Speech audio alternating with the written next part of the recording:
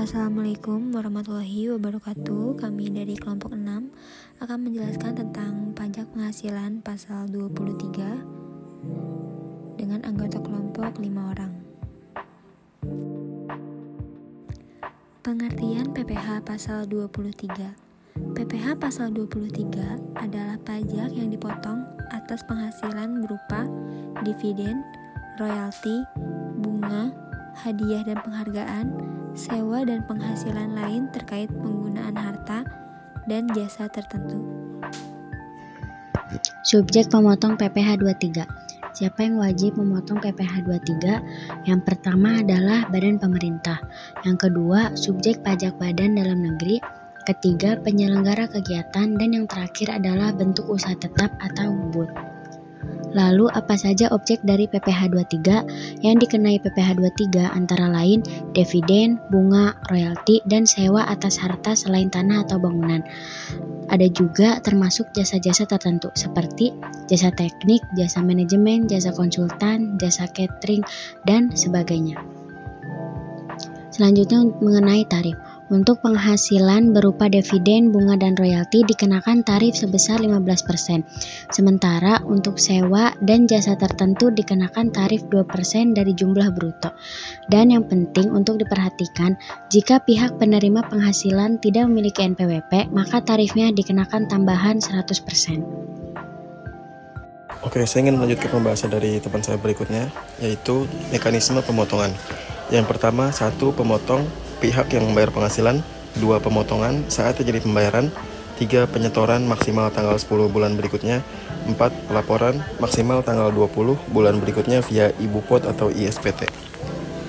Selanjutnya contoh perhitungan. Contoh pembayaran jasa konsultan sebesar 100 juta rupiah. Di sini NPWP-nya terdaftar, tarif PPh 23 sebesar 2%. Jadi untuk perhitungannya sebagai berikut, PPh 23 sama dengan 2% dikali 100 juta sama dengan 2 juta rupiah.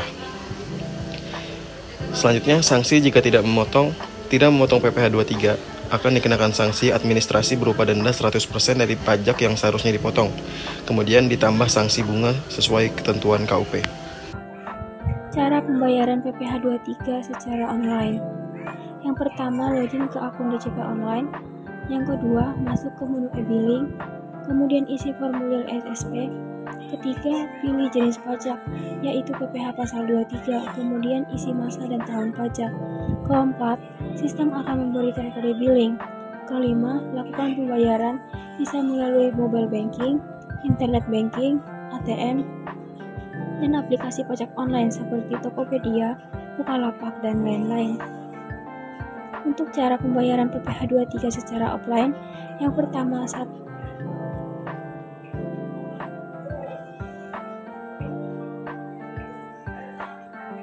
cara pembayaran PPh 23 secara offline. Yang pertama yaitu cetak kode billing dari e-billing DJP online. Yang kedua, bawa ke bank persepsi yang menerima pajak atau kantor pos Indonesia. Yang ketiga, serahkan uang tunai atau tindakan transfer antar bank.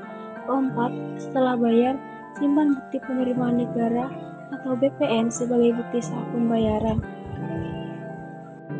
Jadi ada 3 poin kesimpulan, yaitu poin pertama, PPh 23 wajib potong atas penghasilan tertentu. Jadi maksud poin pertama ini, PPh 23 dikenakan dan wajib dipotong oleh pihak pemberi penghasil atas jasa jenis penghasilan tertentu, misalnya seperti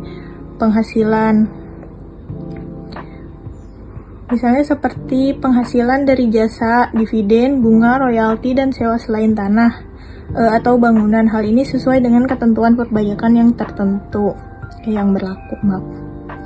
Jadi perusahaan yang melakukan pembayaran kepada pihak lain atas penghasilan tersebut wajib menjadi pemotong PPh 23, bukan penerima yang membayar sendiri ya.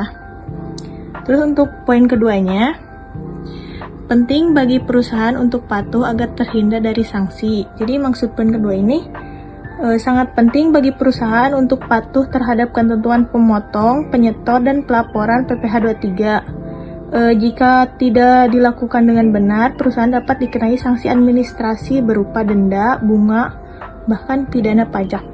Kepatuhan ini juga mencerminkan tata kelola perusahaan yang baik dalam hal kewajiban perpajakan. Terus untuk poin ketiga, lakukan penyetoran dan pelaporan tepat waktu. Jadi maksud poin ketiga ini, setelah melakukan pemotongan, perusahaan wajib melakukan penyetoran ke kas negara paling lambat tanggal 10 bulan berikutnya serta melaporkan ke DJP paling lambat tanggal 20. Jadi jangan sampai terlambat karena ada sanksi atas pelaporan store maupun lapor. Begitu. Terima kasih.